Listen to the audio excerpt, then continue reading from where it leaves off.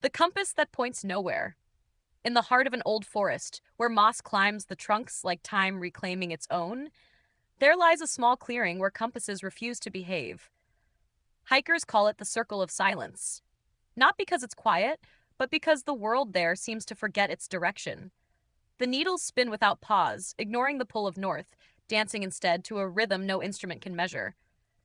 Even digital compasses fail, their screens flickering like thoughts caught between worlds.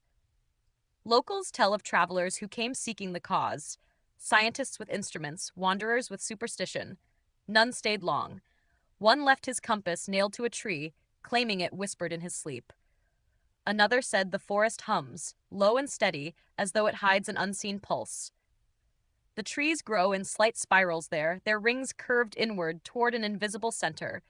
Birds avoid the air above it. Even sunlight seems uncertain, filtering through the canopy in strange, slow ripples. No magnetic field anomaly explains it, at least not one the living can map.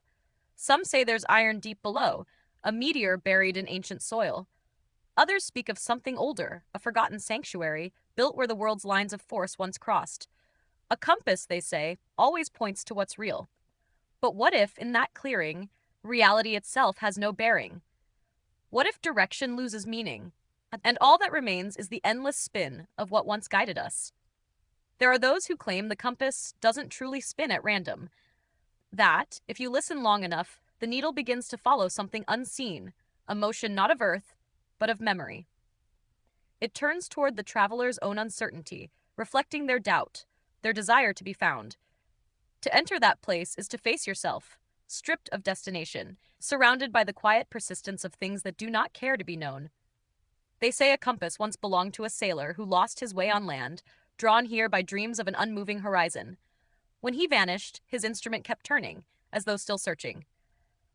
Today, if you find it, you might notice your own reflection spinning in the glass, steady, then trembling, then gone. For in that forest, direction is not lost. It is waiting, unclaimed, in the circle where the world forgets to point north.